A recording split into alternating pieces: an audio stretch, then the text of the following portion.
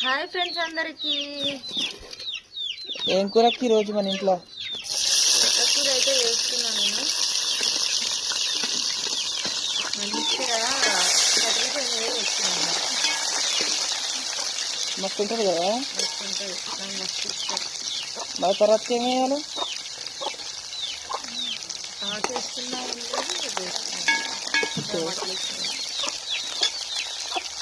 ఓకేనా ఫ్రెండ్స్, మరి ఈ రోజు మీరు ఏ కూర వండుకుంటారో కామెంట్ చేయండి. స్పెషల్ వేసుకొని ఉంటారు మటన్ చికెన్. మేమైతే ఈరోజు తోటకూర వేస్తాం.